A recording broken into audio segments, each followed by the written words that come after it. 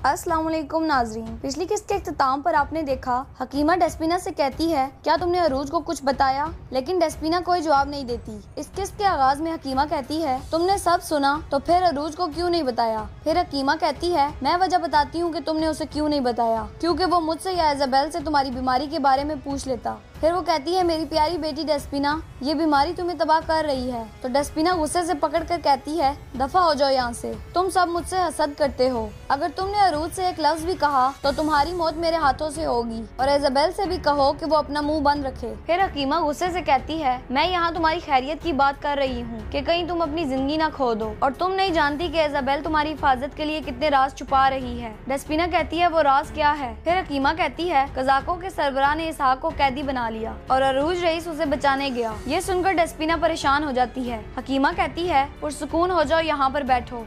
इसके बाद दूसरा मंजर दिखाया जाता है जहाँ पर जाफर कहता है शाहीन साहब बदमिजाज हो रहे हैं, मैं ये समझाने की कोशिश कर रहा हूँ कि हम अकेले नहीं हैं। सिल्वियो कहता है ऐसा मत करो जाफर, अगर उसे पता चल जाए कि मैं उसके काम में मुलविस हूँ तो शाहीन इससे पीछे हट जाएगा। आखिरकार वो खलीद साहिब का बेटा है और हमारे साथ कारोबार नहीं करना चाहता। फिर जाफर कहता है जनाब मैं वैसे भी आपका नाम नहीं लूंगा, लेकिन वो अरूज के बारे में हमसे कुछ तवक्को रखता है। फिर सिल्वियो कहता है देखो जाफर, अरूज अब कोई काम नहीं कर रहा, मैं सुबह से तुम्हारे आदमियों को दिए गए काम देख रहा हूँ। फिर वो उससे पूछता है वैसे तुम्हारे आदमी यतीम खाने पर नजर रखे हुए हैं। तो जाफर कहता है बिल्कुल जनाब, आपके हुक्म के मुताबिक हम उन पर नजर रखे हुए हैं। लड़की और बच्चा हमेशा साथ होते हैं, लेकिन आपने जिस दरवेश की बात की वो कहीं नजर नहीं आ रहा। फिर सिल्वियो कहता है ये कोई अच्छी खबर नहीं है जाफर, अगर तुम ये मालूम नहीं करते कि वो दरवेश कौन है और कहाँ है तो मेरा कलम अपना काम नहीं करेगा। समझ गए, वो आदमी जो भी है इस मामले में सबसे ज्यादा अहम है। आजकल वो तुम्हारे जेब में सोने के लिए भी जरूरी हो गया है। इसके बाद दूसरी तरफ बाबर अरूज कहते हैं फिक्र न करो इलियास, अल्लाह अजीम है और वो नए दरवाजे खोलता है। इलियास कहता है मुझे पैसों की फिक्र नहीं है आगा रईस, अल्लाह ही राजिक है, लेकिन जब गद्दारी सरों पर मंडलाती है तो डर लगता है। फिर अरूज कहता है अनीता पर कफार का गलबा है, जाफर जैसे कप्तान के लिए ये निजाम ठीक है, हमें वहाँ नहीं जाना चाहिए, तुम जानते हो कि मेरा क्या इरादा है। इलियास कहता है मैं जानता हूँ आगा रईस, आप अनीता के निजाम के बारे में जानना चाहते हैं, आप जानना चाहते हैं कि असल राज क्या है। फिर अरूज रईस कहते हैं मैं जानना चाहता हूँ कि उन्होंने समंदर को कैसे काबू किया हुआ है, फिर मैं भी समंदर को वैसे ही तरतीब देना चाहता हूँ। फिर इलियास कहता है क्या वो दिन देखने के लिए हम जिंदा होंगे। तो अरूज रईस कहते हैं इंशाल्लाह ऐसा ही होगा, हम अपने घर में एक शेर की तरबियत करेंगे और वो सब करेगा। फिर इलियास कहता है तो आप जल्दी घर चले जाएं, डेस्पिना इंतजार कर रही होगी। फिर अरूज कहता है तुम कहाँ पर जाओगे। तो इलियास कहता है दमीर जी के पास, अगर आप इजाजत दें, मुझे एक नए हथियार का ख्याल आया, मैंने नक्शा बनाया है। फिर वो नक्शा अरूज को दिखाने लगता है और कहता है मैं दमीर के साथ ये बनाने वाला हूँ। फिर अरूज कहता है बहुत खूब। फिर वो एक दूसरे को सलामती की दुआएं देकर वहाँ से चले जाते हैं। इसके बाद कलमनूस का मंजर सामने आता है। जिवानी पैतरू के खास आदमी के जख्म पर मरहम लगा रहा होता है और उन्हें सफर करने से मना करता है। तो पैतरू का खास आदमी कहता है ये मुमकिन नहीं है जिवानी, जब मैं वापस आऊँगा तो तुम मेरी बीमारी की तशखीस करोगे और दवा भी बनाओगे, मुझे तुम पर एतबार है जिवानी। ये कहकर वो चल पड़ता है। इतने में पैतरू कहता है मुझे भी तुम पर एतमाद है जिवानी। फिर जिवानी कहता है मैं आपसे कुछ पूछना चाहता हूँ, ज़ैनब ठीक है ना, वो भी मेरी तरह हकीम है। फिर पैतरू गुस्से से कहता है मैं तुमसे अच्छे तरीके से बात कर रहा हूँ, अपनी हद अबूर मत करो, लेकिन मैं तुम्हारी आंखों में मोहब्बत की आग देख रहा हूँ, जब ये आग जलने लगती है तो इंसान को पागल बना देती है, ये जान लो। इतने में रात को अंदर दाखिल होता है। फिर जिवानी बाहर निकल जाता है। रात को कहता है जनाब हमें अबू मोहम्मद के हवाले से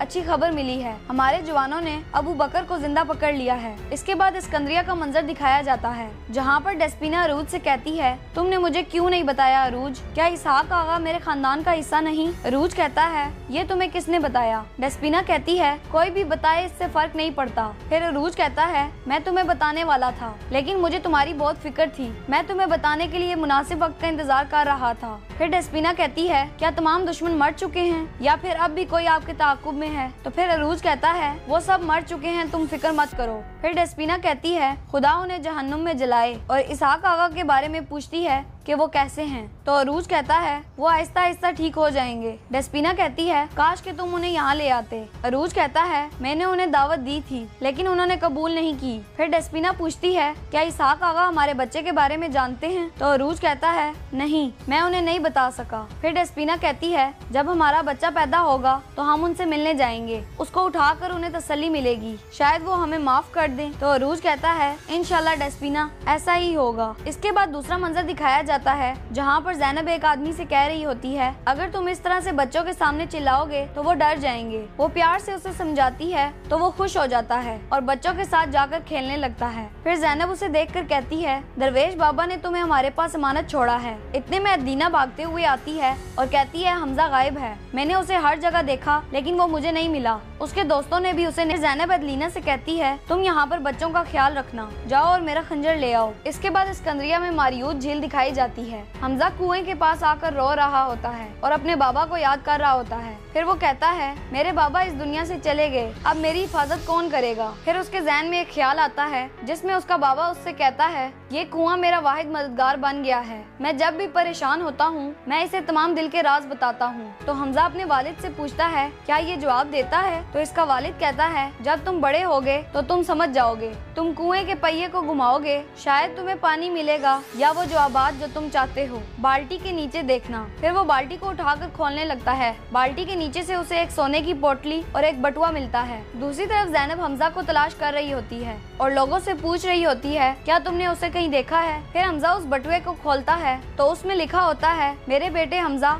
अगर तुम ये पढ़ रहे हो इसका मतलब है कि मैं जमीन पर अपना सफर मुकम्मल कर चुका हूँ और मैं अपने हकीकी घर आ चुका हूँ। मेदली में कुतुब फरोश सुलेमान तक ये अमानत पहुँचाना, वो जान लेगा कि इसका क्या करना है। बटुए में सोना वहाँ पहुँचने के लिए काफी होगा तुम्हारे लिए। इन अमानतों को कभी जालिमों के हवाले मत करना। हमजा किसी चीज से नहीं डरते। ये पढ़ने के बाद हमजा खड़ा हो जाता है और बार बार अपना नाम पुकारता है, मेरा नाम हमजा है। इसके बाद वो वहाँ से चला जाता है। दूसरी तरफ सराय में जाफर इजाबेल के पास होता है। इजाबेल सोने की पोटली देते हुए कहती है ये लो और दफा हो जाओ। जाफर कहता है हम बहुत ज्यादा कारोबार करेंगे, आपको बार बार मेरा चेहरा देखना होगा, आप इसकी आदत बना लें। इजाबेल कहती है फिक्र ना करो जाफर, जल्द हालात पहले की तरह हो जाएंगे और मेरे बाबा जल्द जान जाएंगे कि वो नाअहल बंदों के साथ काम कर रहे हैं। इतने में एक आदमी जाफर के पास आकर कहता है एक मसला है हुजूर, मेरी बात सुने। फिर वो जाफर को बताता है लड़का कहीं चला गया था और फिर वापस आ गया, अब वो बंदरगाह पर एक कप्तान से बात कर रहा है। ज़ैनब यतीम खाने से निकल चुकी है और उसे तलाश कर रही है, अब वो बंदरगाह की तरफ आ रही है। फिर जाफर कहता है अगर वो फरार हो गए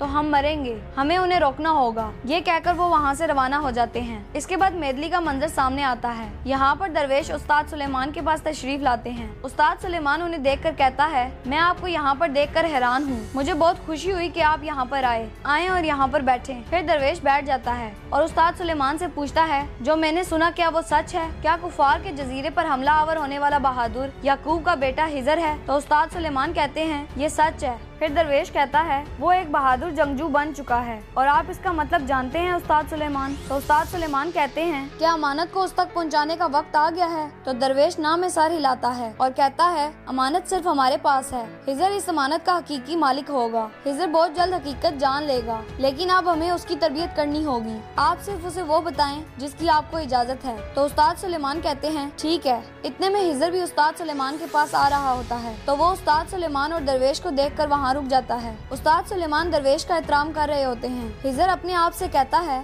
उस्ताद सुलेमान वाकई उसका एहतराम करते हैं, ये कौन हो सकता है? फिर वो पता लगाने के लिए उनके पीछे चल पड़ता है। इसके बाद दूसरी तरफ एक आदमी हमजा से कहता है चलो हम पहले ही बहुत ज्यादा वक्त ज़ाया कर चुके हैं। इतने में ज़ैनब हमजा को देख लेती है और कहती है तुम कहाँ थे? मैंने तुम्हें जगह जगह तलाश किया। वो उसके पास जा रही होती है कि जाफर के कुछ आदमी उसे पकड़ लेते हैं। ज़ैनब उनसे जान छुड़ाकर वहाँ से भाग जाती है। फिर वो दोनों एक जहाज में बैठ जाते हैं और वहाँ से रवाना हो जाते हैं। फिर जाफर कहता है ये ठीक नहीं हुआ। वो चलते चलते आगे आता है तो उसे एक बटुआ दिखाई देता है। वो उसे उठाकर छुपा लेता है इसके बाद दरवेश चलते चलते एक गार में पहुंच जाता है और उसका पीछा करते हुए हिजर भी वहां आ जाता है। फिर वो दरवेश के पास आकर कहता है, आप कौन हैं और उस्ताद सुलेमान ने आपको वो डब्बा क्यों दिया? तो दरवेश कहता है, बैठो हिजर। फिर वो कहता है, मैं आपके बाबा का दोस्त हूँ। इतने में वो एक अंगूठी निकाल कर हिजर को देता है और कहता है, ये याकूब की अंगूठी है। फिर हिजर कहता है, आप मेरे बाबा को कैसे जानते हैं? तो वो कहता है, कालो बेला से। फिर वो हिजर से कहता है, क्या तुम चाहते हो कि मैं तुम्हें एक कहानी सुनाऊं? एक लियोनेट की कहानी जो बहुत से लोगों के लिए हीरो बन गया। हिजर कहता है, वो कौन है? तो दरवेश कहता है, खैरुद्दीन। फिर हिजर कहता है, वो कहाँ है?